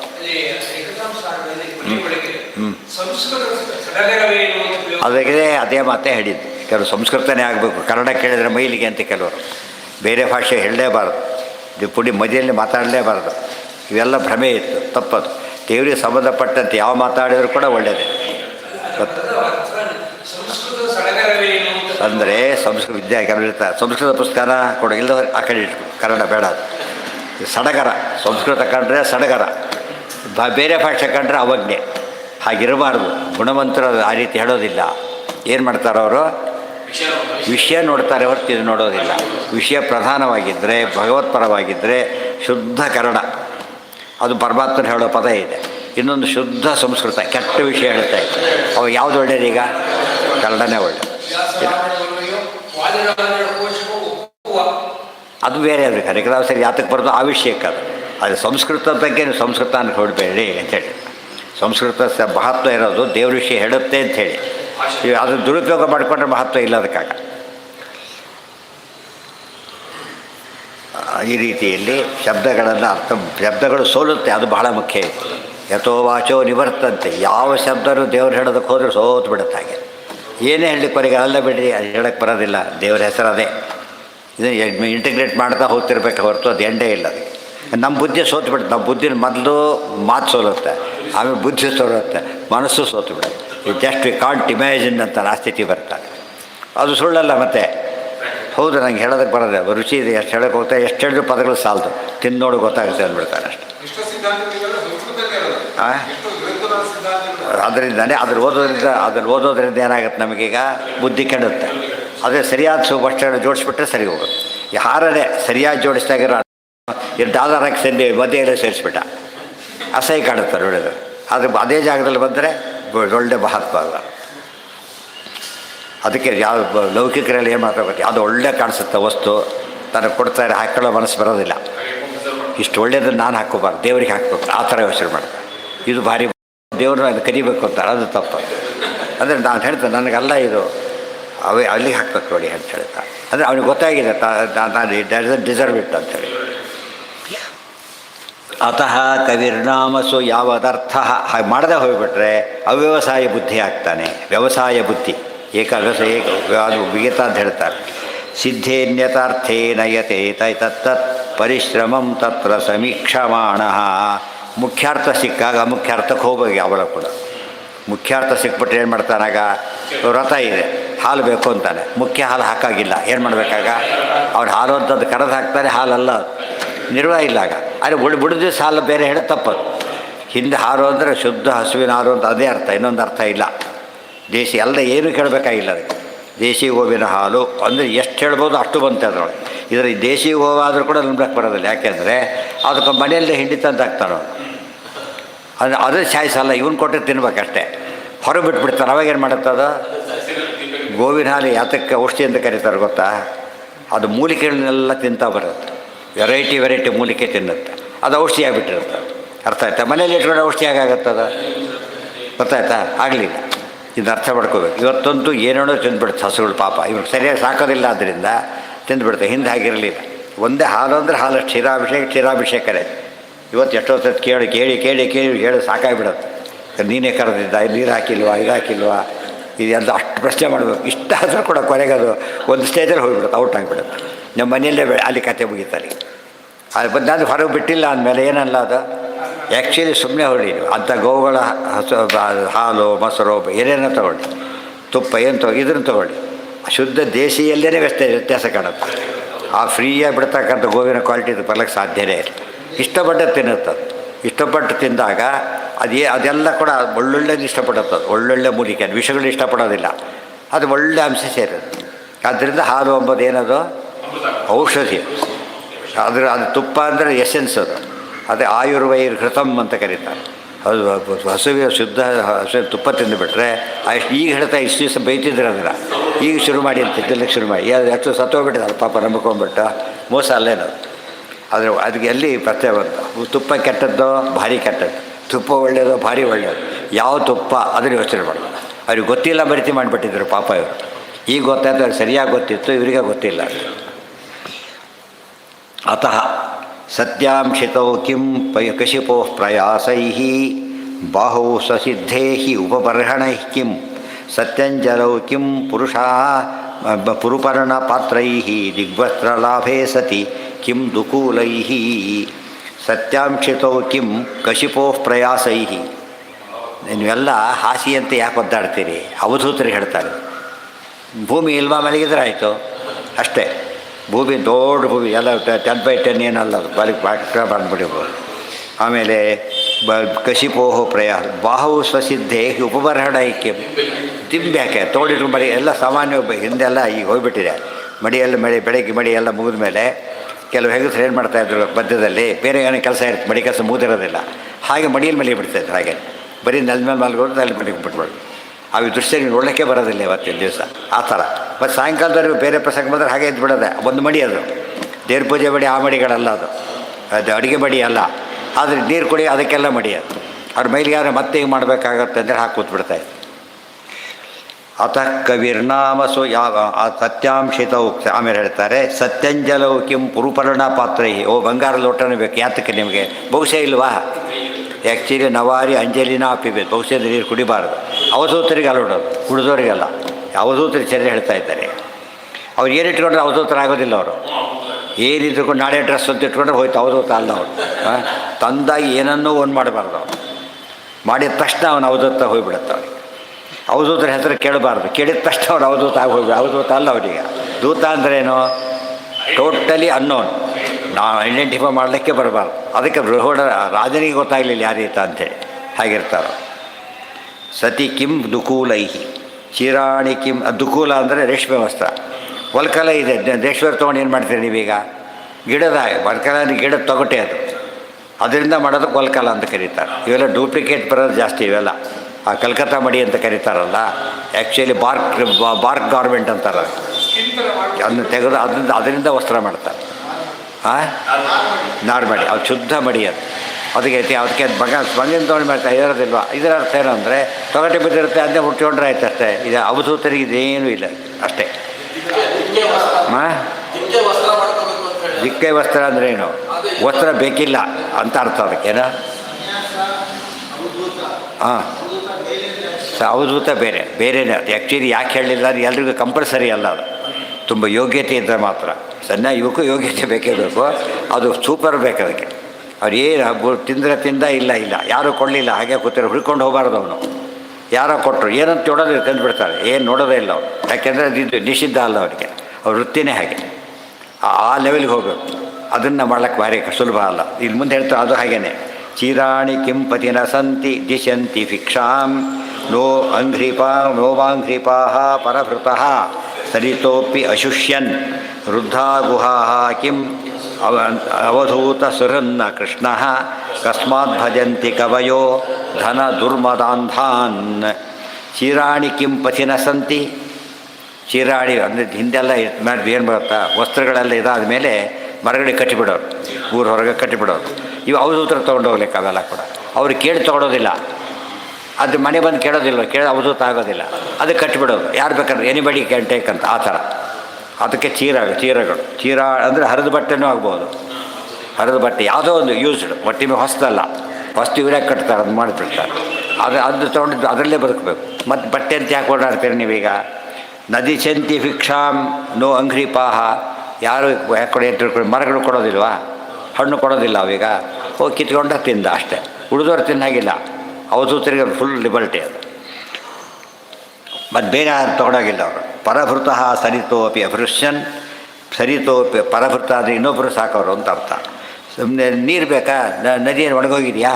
ಇವತ್ತು ಒಣಗೋಗಿರುತ್ತೆ, ಅದು ಸಮಸ್ಯೆ ಆಗ. ಒಣಗೋಗಿದೆ ನದಿಗಳು ಇದೆಯಲ್ಲ, ಅಲ್ಲಿ ಕುಡಿ, ಯಾರನ್ನ ಕೇಳಬೇಕು ನೀನೀಗ? ಅಂದರೆ ಡಿಪೆಂಡೆನ್ಸ್ ಇರಬಾರ್ದು. ಅವಧೂತರಿಗೆ ಯಾವ ಡಿಪೆಂಡೆನ್ಸು ಇಲ್ಲ. ವೃದ್ಧಾ ಗುಹಾಹ ಕಿಂ.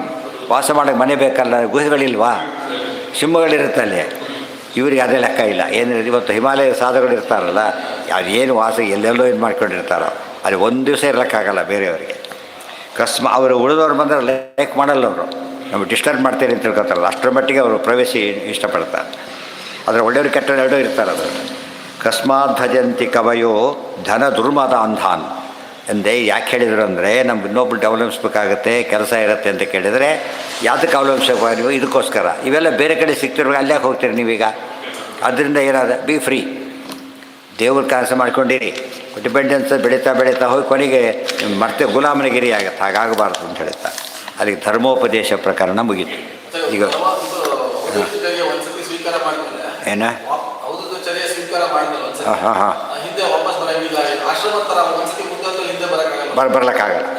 ಬರಬಾರ್ದು. ಈಗಲೂ ಹಾಗೇನೆ ಮಾಡಿದವ್ರು ಇಬ್ಬರೇ, ನಮಗೆ ಗೊತ್ತಿರೋ ಮಾಡಿದವ್ರು ಇಬ್ಬರೇ, ವ್ಯಾಸ್ತತ್ವಜ್ಞರು ಮತ್ತು ವಿಷ್ಣು ತೀರ್ಥರು ಮಾತ್ರ ಅದು ಮಾಡಿದ ಹೆಸರು. ಉಳಿದವ್ರ ಬಗ್ಗೆ ಮಾಡಿರ್ಬೋದು, ಉಲ್ಲೇಖ ಸಿಗೋದು ಅವರಿಬ್ಬರ ಬಗ್ಗೆ. ಅವರೇ ಅವಧೂತ ಶಿರೋರತ್ನ ಜಯತೀರ್ಥಾರ್ಯ ನಿರ್ಮಿತ ಅಂತ ಬರೀತಾರೆ. ಈಗ ನೆಕ್ಸ್ಟ್ ಯಾರು? ಇಲ್ಲ ಅದು ಸನ್ಯಾಸೋಪಕಾರ ಮಾಡ್ಕೊಂಡ್ಬಿಟ್ಟಿರ್ತಾರೆ. ಮುಂದೆ ಹೋಗ್ಬೋದು, ಸನ್ಯಾಸಿಯಾಗಿದ್ದು ಅವಧೂತನಾಗ್ಬೋದು. ಅದು ಐದನೇದು. ಅದು ಎಲ್ಲರಿಗಿಲ್ಲ, ಅದರಿಂದ ಹೇಳಲಿಲ್ಲ ಅಷ್ಟೇ. ಇವತ್ತು ವಾನಪ್ರಸ್ಥಾಶ್ರಮ ಮಿಸ್ ಆಗಿದೆ ಎಲ್ಲ. ಹಾಗೆ ವಾನಪ್ರಸ್ಥಾಶ್ರಮ ಇಲ್ಲ ಇವತ್ತು. ವೃದ್ಧಾಶ್ರಮ, ವಾನಪ್ರಸ್ಥಾಶ್ರಮ ಅಷ್ಟೇ. ಇಷ್ಟಾದ ಮೇಲೆ ಗುರುಗಳು ಆಗ ಸಿಗ್ತಾರೆ. ಈ ಸ್ಟೇಜ್ ರೀಚ್ ಆಗಬೇಕು ಇವನೀಗ. ಇವತ್ತು MS ಸೇರಕ್ಕೋರು ಬೇಸ್ ಎಮುಷ್ಯಮ್ ಅಂತಾರಲ್ಲ, ಹಾಗೆ ಆ ಸ್ಟೇಜಲ್ಲಿ ಪಾಠ ಮಾಡೋದಿಲ್ಲ ಅವರು. ಈಗ ಅವ್ರು ಬರ್ತಾರೆ. ಅದಕ್ಕೆ ಅದೇ ಆಪ್ಷನ್. ಅದು ಸನ್ಯಾಸಿಗಳಾಗಿ ಮುಂದೆ ಹೋಗ್ತೇನೆ ಅಂದರೆ ಪತ್ತೆ ಇಲ್ಲ ಅವರು. ಯಾರು ಉತ್ತರ ಕೊಟ್ಟು ಹೋಗ್ಬಿಡ್ತಾರೆ, ಎಲ್ಲಿ ಟ್ರೇಸ್ ಮಾಡೋಕ್ಕೆ ಬರೋದೇ ಇಲ್ಲ. ಯಾರಕ್ಕೆ ಇರ್ಬೋದು, ಅವ್ರ ಜೊತೆ ಮಾಡ್ಬೋದು, ಸನ್ಯಾಸಿ ಮಾಡ್ಬೋದು. ಬಟ್ ಅವ್ರು ಯಾರು ಅಂತ ಗೊತ್ತಾಗೋದು ಇರೋದಿಲ್ಲ, ಮತ್ತೆ ಹೋಗ್ಬಿಡ್ತಾರೆ. ದೇವತೆಗಳು ಯಾರು ಕಾಣಿದಿರ್ತಾರೆ ಹಾಗೆ. ಮೊನ್ನೆ ಕುತಶ್ಚಿತ್ ಭಯಮಚ್ಯುತಸ್ಯ. ಇವತ್ತು ನಮ್ಗೆ ಯಾಕೆ ಅಂಥವ್ರು ಸಿಕ್ಕಿಲ್ಲ ಅಂದರೆ ಆ ಲೆವೆಲ್ಲ ಒಂದಿಲ್ಲ ನಾವೀಗ. ಈ ಸ್ಟೇಜ್ ಮುಗಿಸ್ಬೇಕು, ಅವಾಗ ಬರ್ತಾರೆ.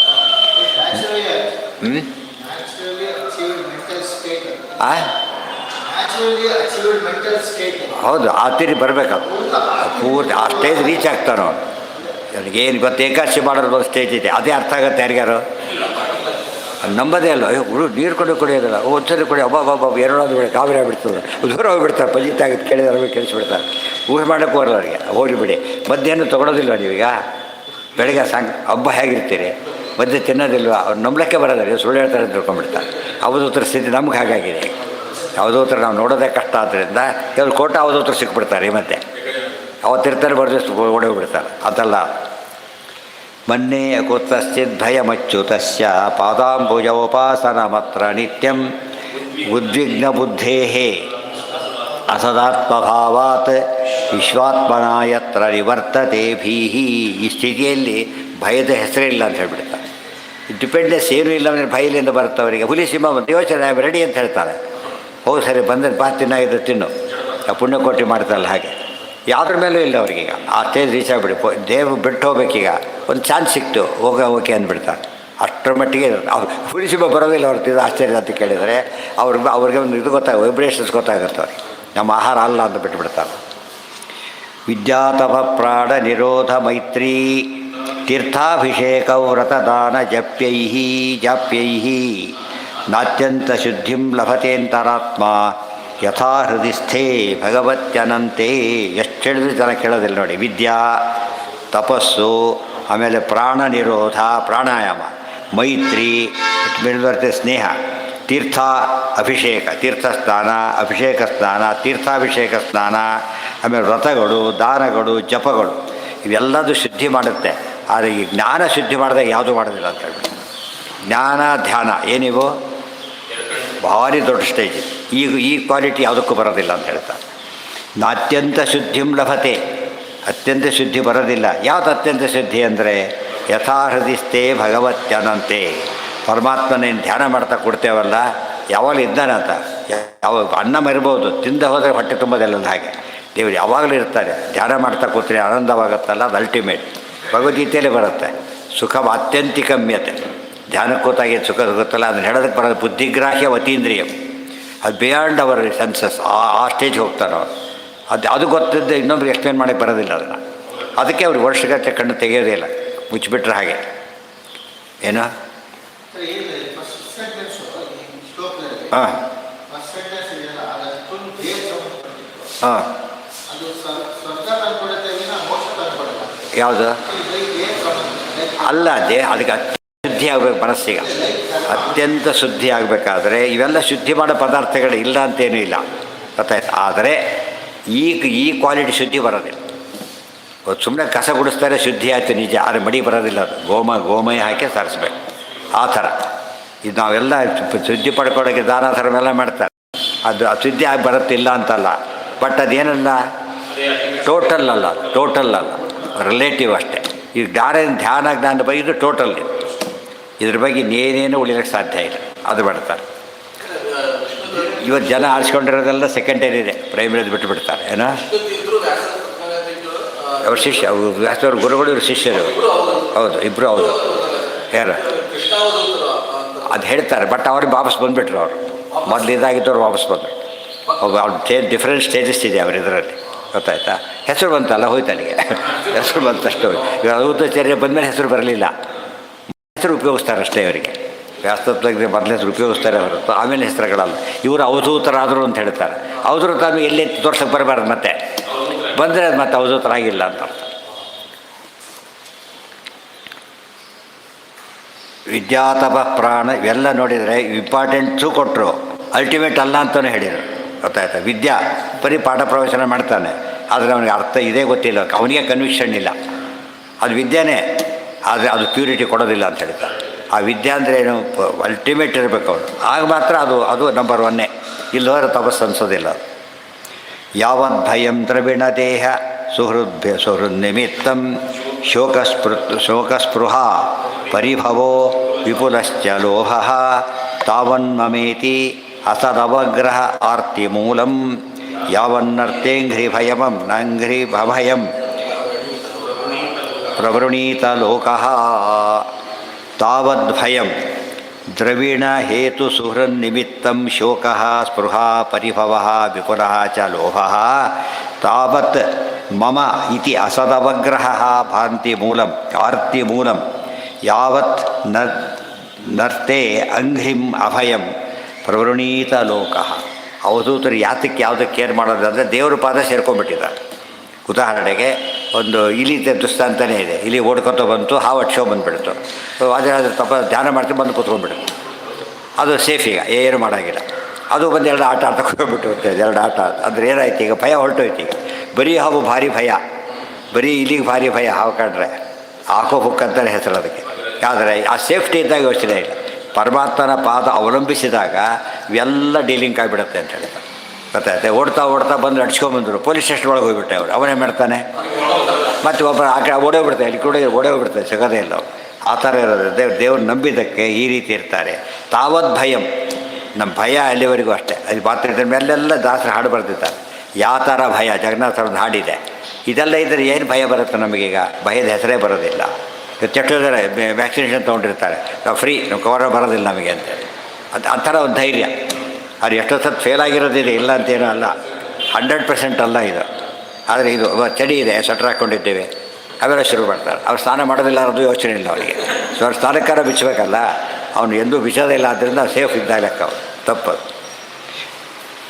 ಭಕ್ತಿ ಪರೇ ಸೋನುಭವೇ ವಿರಕ್ತೆ ಅನುಭವೋ ವಿರಕ್ತಿ ಅನ್ಯತ್ರ ಚೈಷತ್ರಿಕ ಏಕಕಾಲ ಪ್ರಪದ್ಯಮಾನಸ್ಯ ಯಥಾಜ್ಞತ ಸ್ಯುಃ ತುಷ್ಟಿ ಪುಷ್ಟಿ ಕ್ಷುದಪಾಯೋ ಅನುಘಾಸಂ.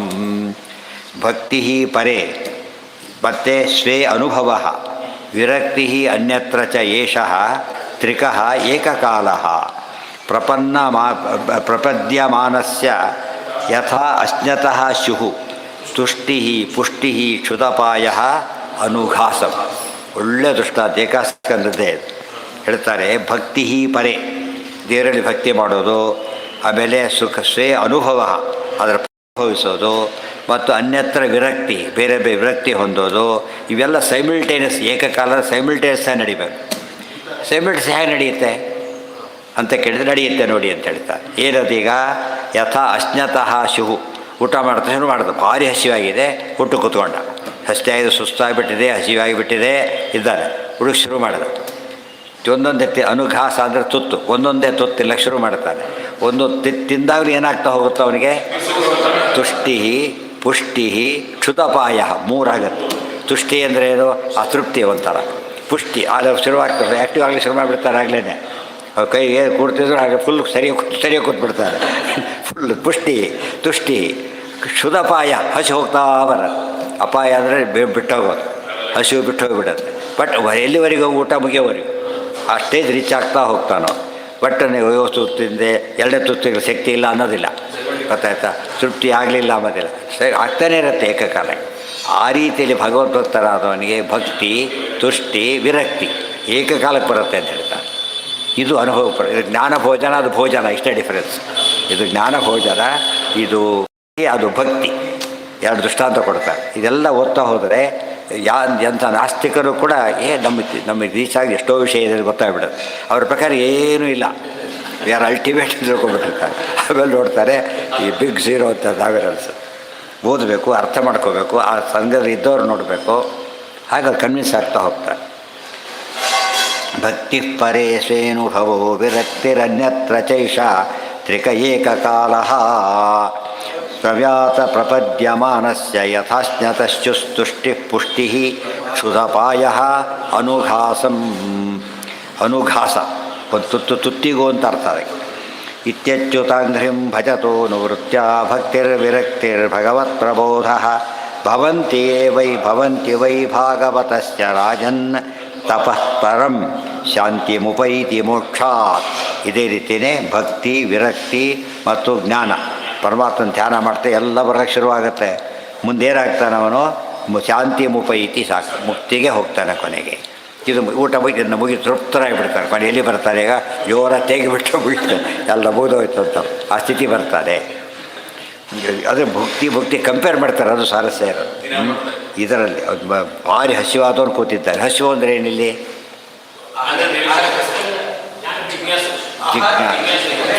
ಜಿಜ್ಞಾಸೆನೇ ಅಥಾತೋ ಬ್ರಹ್ಮ ಜಿಜ್ಞಾಸ ಅಂತ ಅದು ಬಂದರೆ ಇವೆಲ್ಲ ಹಸಿವಿಲ್ಲ, ಏನು ಬಂಗಾರದ ತಟ್ಟೆಯಲ್ಲಿಟ್ಟರು ಸೇರೋದಿಲ್ಲ ಅವನಿಗೆ. ಬಂಗಾರದ ತಟ್ಟೆ ಹೊತ್ಕೊಂಡು ಹೋಗ್ಬೋದೇ ಹೊರತು ಊಟ ಮಾಡೋಕ್ಕೆ ಬರೋದಿಲ್ಲ ಅವನಿಗೆ. ಯಾಕೆಂದ್ರೆ ಆ ಕಡೆ ತಿಂದು ಬಂದುಬಿಟ್ಟಿದ್ದಾನೆ ಆಗಲೇ ಅವನು. ಆದರೆ ಬಾಡಕ್ಕೆ ಇದು ಹಸಿವಿದ್ದಾಗ ಏನಾಗಿಲ್ಲ, ಅದು ವೈರಾಗ್ಯ. ಹಸ್ತವರಿಗೆ ಅನ್ನೋದ್ರೆ ಆ ಗಂಜಿ ಹಾಕಿದ್ರು ಭಾರಿ ಖುಷಿ ಅವರಿಗೆ. ಏನಿಲ್ಲದವರು ಎಂಜಾಯ್ ಮಾಡ್ತಾ ಇರ್ತಾರೆ. ಅದಕ್ಕೆ ವೇದವ್ಯಾಸರು ಬರೀತಾರೆ, ವಿದುರನೀತಿ ಬರಿಬೇಕಾದ್ರೆ ಶ್ರೀಮಂತರಿಗೆ ಶ್ರೀಮತಾಂಬಲೋಕೆ ಪ್ರಾಯೋ ಭೋಕ್ತುಂ ನ ವಿದ್ಯತೆ. ಶಕ್ತಿ ಶ್ರೀಮಂತರಿಗೆ ತಿನ್ನೋ ಶಕ್ತಿನೇ ಇರೋದು. ಮನೇಲಿ ಬೇಕಾದ್ರೆ ತಿನ್ನೋಕ್ಕೆ ಬರೋದಿಲ್ಲ. ಡಾಕ್ಟ್ರೆ ಬದಲಾಡಿರ್ತಾ ಅನ್ನ ತಿನ್ನಬೇಡ ಮುಗಿತಾರೆ. ಇನ್ನೇ ತಿನ್ನಬೇಕು ಅವನೀಗ. ಆದರೆ ಇವ್ರು ಬಡವರು ಹಾಗಲ್ಲ, ಕಾಷ್ಟಾನ್ನ ಪೀಜೇರಿ ಅಂತೆ, ಕಟ್ಟಿಗೆ ಕೊಟ್ಟರು ತಿಂದು ಹಾಕಿಬಿಡ್ತಾರೆ ಅಂತ ಹೇಳ್ತಾರೆ. ಅದು ಎಕ್ಸಾಗ್ರೇಷನ್, ತಯಾರಂತ ಅರ್ಥ. ಅದು ಅಷ್ಟು ಹಸಿವಾಗಿರುತ್ತೆ. ಏನಾರು ಹಾಕಿರಿ, ಏನಾರು ಹಾಕಿ ಅಂತ. ಇವನು ಹಾಗಲ್ಲ, ಅದು ಹಾಕಬೇಡಿ, ಇದು ಹಾಕಬೇಡಿ, ಇದು ಬರೋದಿಲ್ಲ, ಅದು ಬರೋದಿಲ್ಲ, ಕಡೆಗೆ ತಾಮ್ಯವಾಸಿ ಸೇರಿಸ್ಬಿಡುತ್ತೆ ಕಡೆಗೆ. ಜಾಸ್ತಿ ರೀಚ್ ಆಗಿರ್ತಾರೆ. ಅದೇ ಜಿಜ್ಞಾಸೆ ಇರಬೇಕು. ಅನ್ನದ ರುಚಿಗೆ ಅರ್ಥ ಆಗೋದು ಹಸಿವಿದ್ದವನಿಗೆ ಮಾತ್ರ, ಜಿಜ್ಞಾಸೆ ಇದ್ದವನಿಗೆ ಮಾತ್ರ ಇವೆಲ್ಲ ಅರ್ಥ ಆಗೋದು. ಅದಕ್ಕೆ ಧಿಯೋ ಯೋನ ಪ್ರಚೋದಯ. ದೇವರು ಎಲ್ಲಿ ಕಳಿಸ್ಬೇಕು ನಮ್ಮನ್ನು? ಧಿಯೋಯೋನ ಪ್ರಚೋದಯ ತಂದರು ಒಂದೇ, ತನ್ನ ಜಿಜ್ಞಾಸೆ ಮಾಡಿಸ್ಲಿ ಅಂತ ಅರ್ಥ. ಅದಕ್ಕೆ ಫೈನಲ್ ವೃತ್ತಿ ಇದು. ಈ ಅರ್ಥಗಳು ಮಾಡಿ ಲೌಕಿಕ ಅರ್ಥ ಅಲ್ಲ. ಅದಕ್ಕೆ ತನ್ನಲ್ಲೇ ಬುದ್ಧಿ ಬರ ಮಾಡಬೇಕು, ಬೇರೆ ಕಡೆ ಬುದ್ಧಿ ಬರಬಾರ್ದು. ಹಾಗೆ ಮಾಡು ಅಂತ ಕೇಳ್ತಾರೆ. ಅಲ್ಲಿಗಿರಲಿ, ನಾಳೆ ಕಂಟಿನ್ಯೂ ಮಾಡೋಣ. ಈಗ ಆ ಸ್ಥಿತಿ ಬಂತು. ಈ ಗುರುಗಳು ಸಿಗ್ತಾರೆ, ಈ ಸ್ಟೇಜಲ್ಲಿ ಸಿಗ್ತಾರೆ. ನಾಳೆ ಪಾಠ ಎಷ್ಟೊತ್ತಿಗೆ ಅಂತ ಆಮೇಲೆ ಮೆಸೇಜ್ ಕೇಳ್ತಕ್ಕೆ ಮಾಡೋದು. ಸೊ ನಾಳೆ ಬೆಳಗ್ಗೆ ಒಂದು ಪ್ರೋಗ್ರಾಮ್ ಇದೆ, ಟೈಮಿಂಗ್ಸ್ ಕರೆಕ್ಟಾಗಿ ಗೊತ್ತಿಲ್ಲ. ಆದ್ದರಿಂದ ಅದು ತೀರಾ ಬದಲಿದ್ದರೆ ಇರೋದೇ ಇಲ್ಲ, ಸ್ವಲ್ಪ ಲೇಟಾಗಿದ್ದರೆ ಇರುತ್ತೆ. ಇಲ್ಲಿ ಸ್ವಲ್ಪ ಲೇಟಾಗಿ ಬದಲು ಮಾಡ್ಕೊಂಡು ಹೋಗ್ಬೋದು. 3 ಚಾಯ್ಸ್ ಇದೆ, ಅದರಲ್ಲಿ ಯಾವುದಾಗತ್ತೆ ಅಂತ ಮೆಸೇಜ್ನಲ್ಲಿ ತಿಳ್ಕೊಬೇಕು. ಫೋನ್ ಮಾಡಿ ಕೇಳಿ, ಇಲ್ಲ ನೀವು ಹಾಕ್ತಾರೆ, ಮೆಸೇಜ್ ಹಾಕ್ತಾರೆ.